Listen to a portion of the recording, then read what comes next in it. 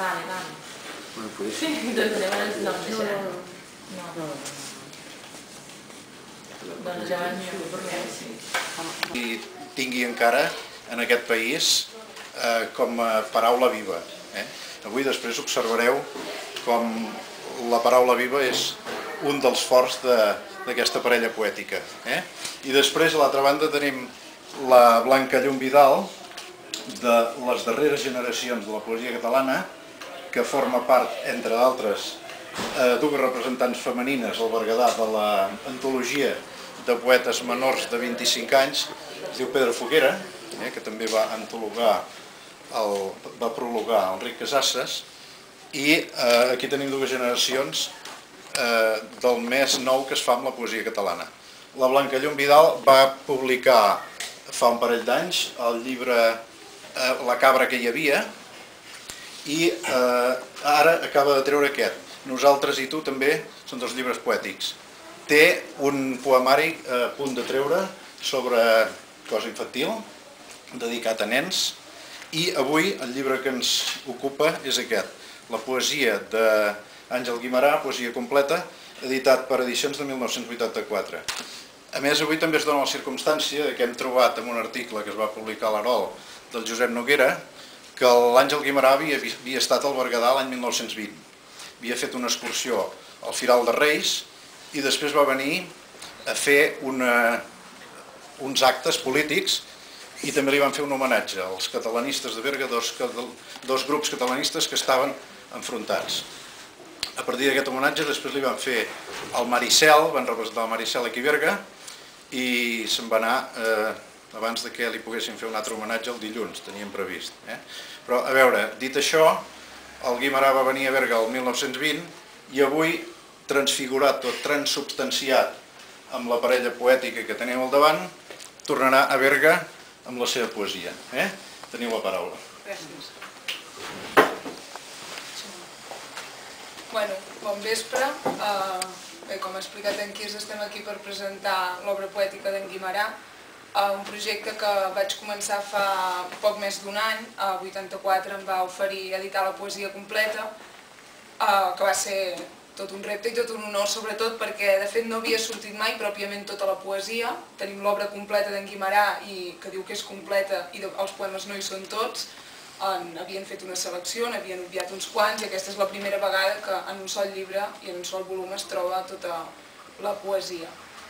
I en aquest volum també hi ha uns textos, un de l'època, que és una semblança literària que va fer en Girbal Jaume, un escriptor de Solsona, sobre en Guimerà, sobre les sensacions que va tenir la primera vegada que el va conèixer. I bé, a part és un retrat literari que en Girbal fa d'ell. I llavors hi ha un text d'un crític i poeta d'avui, l'Arnau Pons, sobre una mica la poètica d'en Guimerà. I llavors... bé, i un de meu, sí, però és una edició. I una de les preguntes que es fa en Girbal és com un escriptor, un poeta, un dramaturg i tantes coses que era en Guimerà va tenir tanta popularitat i tant èxit en el seu moment, com en poc temps va passar a ser un oblit. O sigui, en Guimerà la gent el coneix, però el coneix en uns àmbits molt concrets, i sobretot la poesia ha passat a ser una cosa que sembla secundària. I en Girbal es fa tot unes preguntes, entre les quals jo n'he fet una selecció, i diu: tot aquell amor, tota aquella idolatria, tota veneració i fins fanatisme per en Guimerà, què s'han fet? Som un poble conscient i conseqüent en els seus judicis i els seus efectes? O no passem de ser un poble impressionable, frivolós, inconstant, desagraït i per desagraït indigne? I el monument, senyors, aquell monument digne que havíem de vestir-li, per a qui els guardem, el bronze i el marbre i el granit? Tal vegada per a un heroi del cop de puny o per a un as de la cossa? Per a un campió de les 1000 hores de ball? O per a un rei del banjo o un príncep del bandoneon? I Girbal ens fa aquestes preguntes, i bé, està bé, crec, per començar i per reivindicar l'obra d'en Guimerà.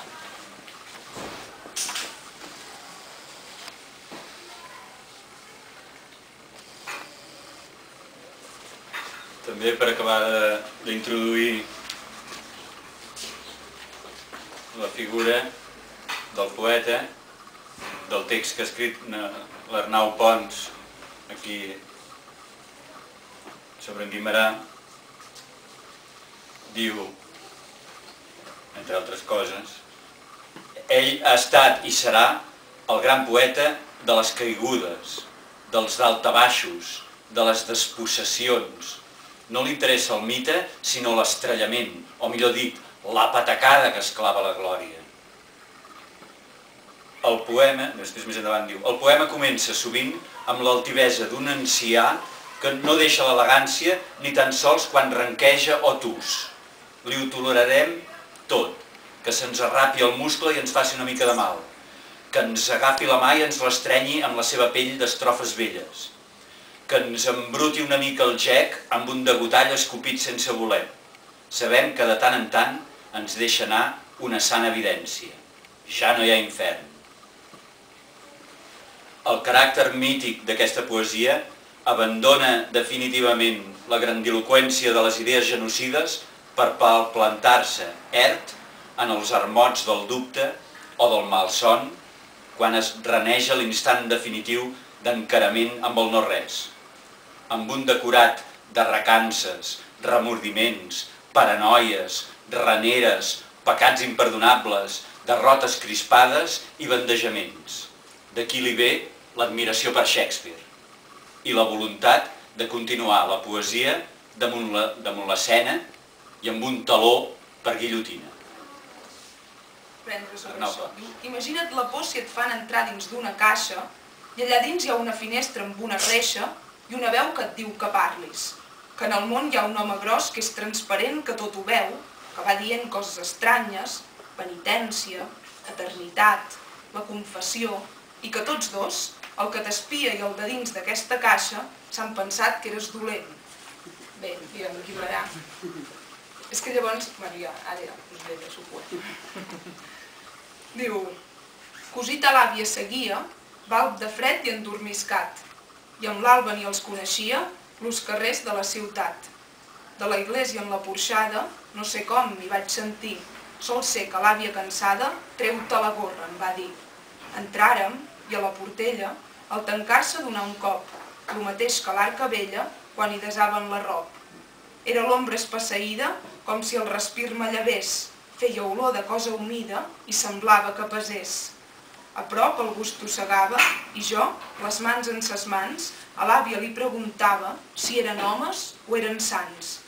Trist i sol només lluïa un ciri en l'altar major, lo cap d'un sant aclaria fins a coll en la foscor. Poruc, a l'àvia acostant-me, sol recordo que em dormí i de genolls despertant-me, vora d'un home em trobí.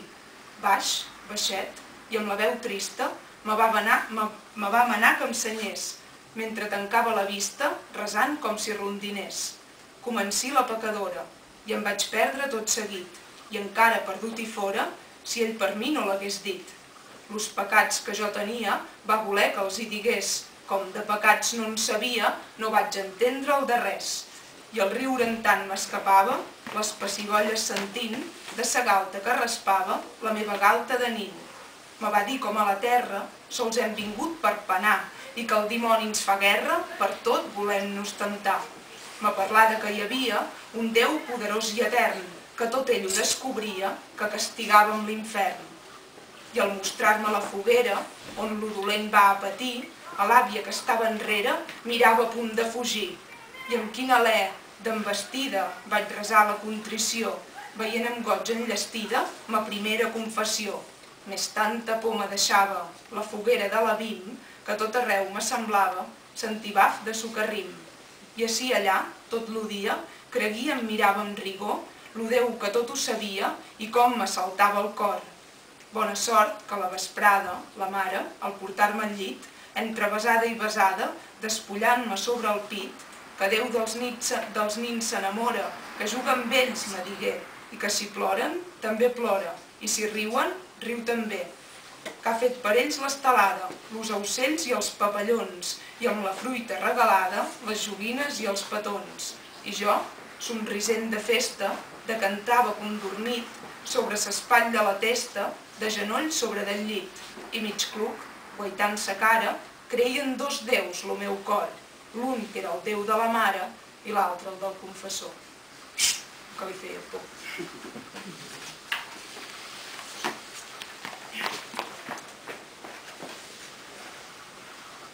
Jo trobo que aquest poeta, Guimerà, realment té una visió molt especial. Ara veureu com veu la vida. El poema es diu així: la vida. Xiulant-li al vent la crespa cavallera, humit lo llavi tremolant d'esclòs, nua de ventre i pits, lo cap enrere, velats los ulls, glatint-li en cefalera tots los muscles del cos, segles i segles va dansant la vida, damunt de l'ample terra un fou sombrers, el cansament del plaer jamai rendida, boja d'amor pel sol que l'ha enardida amb l'escalf de sombers. I el temps, amb la mortalla arreplegada sobre els genolls i estreta contra el pit, espera que la vida hagi finida per deixar-la amb ses mans amortallada i jeure al mateix llit. Bé, abans, al principi explicava que en el llibre hi ha un text d'en Girbal Jaume. En Girbal en aquest text explica que el primer cop que va conèixer en Guimerà, el primer dia que el va conèixer, més tard va ser la primera vegada que va anar al Zoo de Barcelona i és el primer cop que va veure un lleó. I sempre més va associar la imatge, que ell ho explica molt bé i molt guapament, del lleó del zoo amb en Guimerà, el posat que tenia, no? I en aquest escrit ho explica i fa una citació de la Víctor Català, a qui curiosament en Girbal també li va dir lleona de les lletres catalanes. I llegiré un trosset de la Víctor sobre en Guimerà, per donar una mica d'aire als poemes, no? Diu: cap poeta, cap dramaturg, cap patrici de la Renaixença, digué Víctor Català, ha revelat i personificat com ell tot el que de greny, d'hirsut, de tendrament feréstec, d'almogàver, resta encara en el fons de nostra naturalesa. Cap, com ell, ha tingut el verb càlid i grandiloqüent, sense termes mitjos ni pal·liatius, de la revolta, de l'inconformisme, de la intransigència en l'ideal, que pugna i bramula imparablement dintre nostre com embats de congènita tempesta. Cap, com ell, ha projectat en l'aire, d'un sol raig, el sentit utilitari que mou nostra sang fenícia i alhora l'idealisme foguerat de nostre impuls de llibertadors d'esclaus, de redemptors d'opresos, aquest corrent espiritual doble de positivisme i romanticisme que contrapesa en nosaltres i els estabilitza fins al màxim equilibri d'efectes i qualitats. Déu-n'hi-do també la lleona de la Víctor.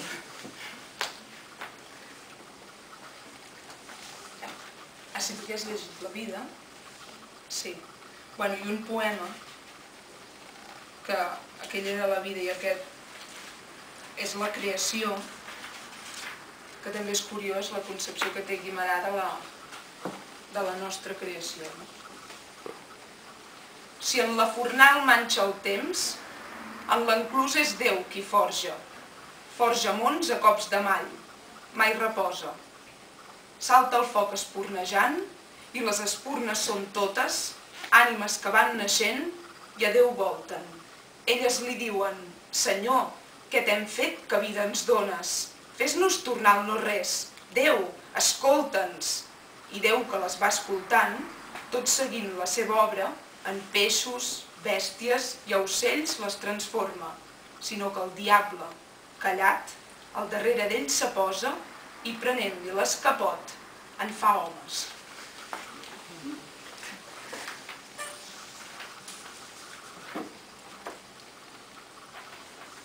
Un altre tema que li agrada molt a en Guimerà, que és el reu de mort, el condemnat. Aquí, el protagonista, per del reu, és el moixó, que és l'ocellet. El diria dret perquè abans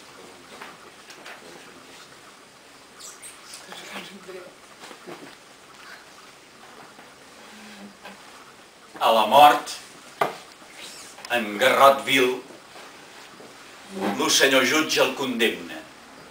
Matar a son pare el mal cor, per un grapat de monedes. La color sens trasmudar, s'escoltava la sentència. No té parents ni té amics que se'l guaitin per la reixa. Al passar, los carcellers giren-lo cap per no veure'l. Sols té un moixó per company, que un John trobant la finestra.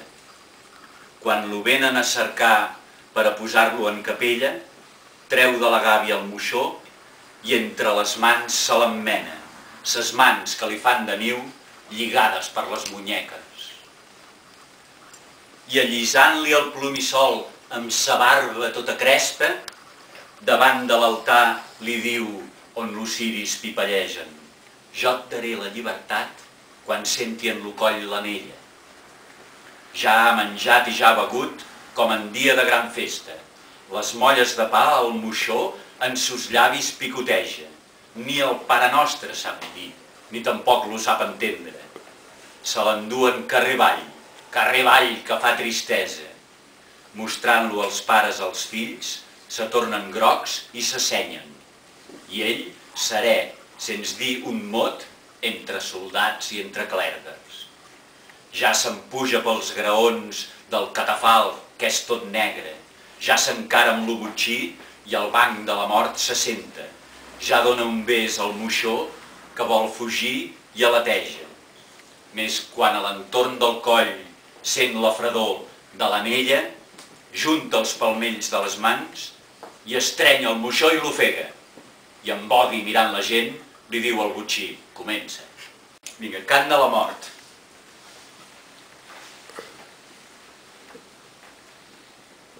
Damunt la gran piràmide, cama ací, cama allà, jo canto com cigala fins que l'hivern vindrà. Oh pobles, oh univers, què us val lo treballar? Veniu a mos concerts, balleu entorn del pla.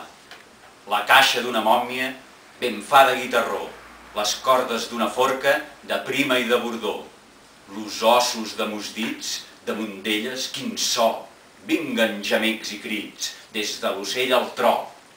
Amb un entorn les feres, quin botre i quin flairà, corben l'ullom i amb l'urpa les sorres fan alçar, i enllà l'encens ronca el simunt i el mar, i crida a morts i a temps la veu del campanar. Com un eixam d'abelles, de matesta al voltant, tots los estels revolen, rient i gemegant.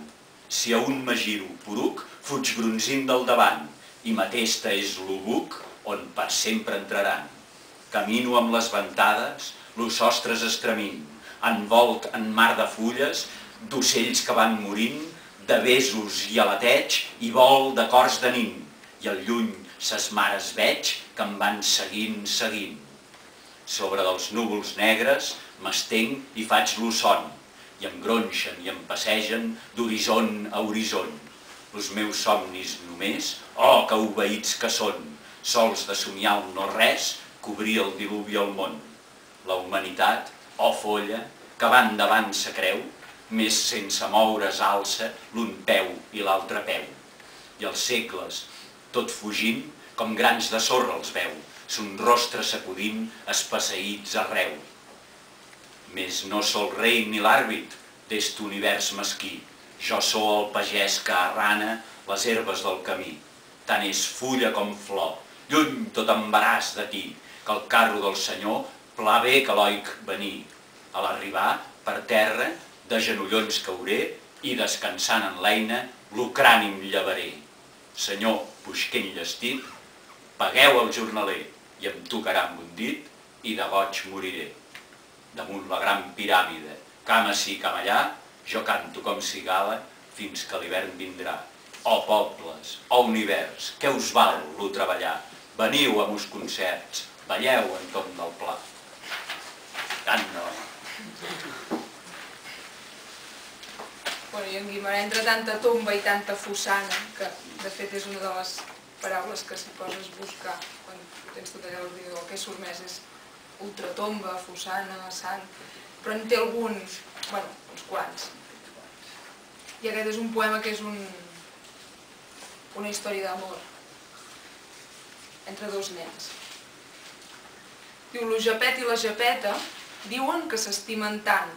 Ell es creu tota una dona i ell presum que és home gran.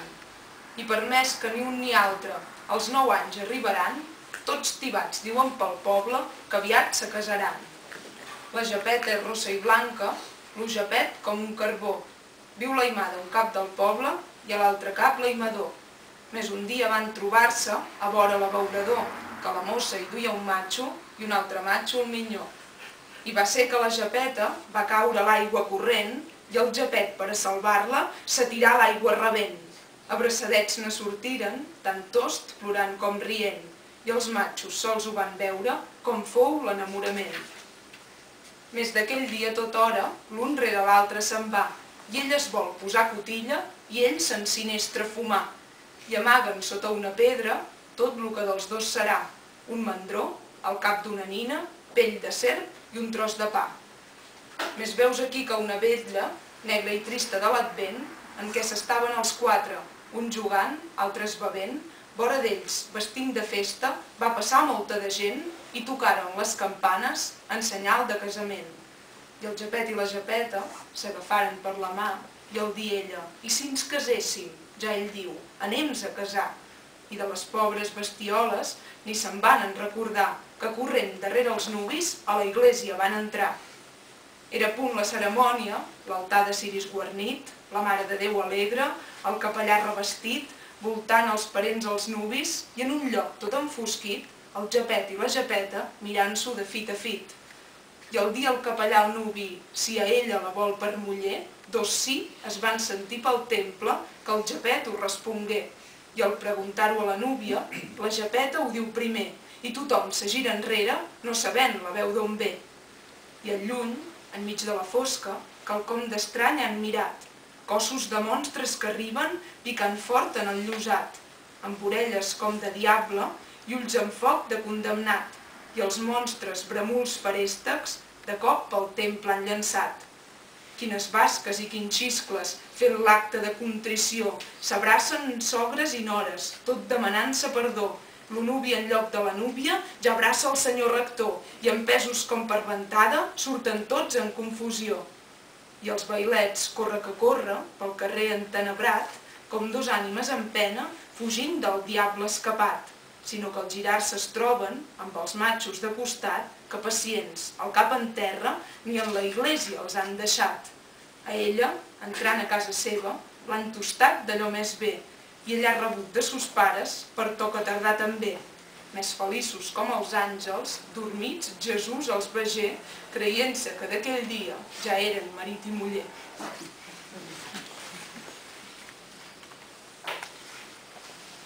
I jo també acabaré amb una que... L'amor és vida. És la cançó més sentida, la cançó que brolla el cor. Amor, que l'amor és vida, amor, que visca l'amor. El pensament en sa dama va a la guerra el cavaller, més al peu de l'oriflama cau malferit del corser. L'oriflama ja és vençuda, sobre del bosc cau la nit, i ja per sempre és perduda la petja del malferit, que canta a la mort que el crida amb desvari del dolor. Amor, que l'amor és vida, amor, que visca l'amor. Més els anys han fet carrera i al bosc ningú hi ha tornat, i només resta l'ossera del guerrer enamorat. El sol rumbeja ses gales i els ocells, quan ve l'estiu, estimant-se i batent d'ales, al cap del mort hi fan niu. I la parella eixerida refila amb veu de dolçor. Amor, que l'amor és vida, amor, que visca l'amor. Bueno, i ara acabarem amb unes Espurnes. esparses, que li diem, que diuen... Comences tu.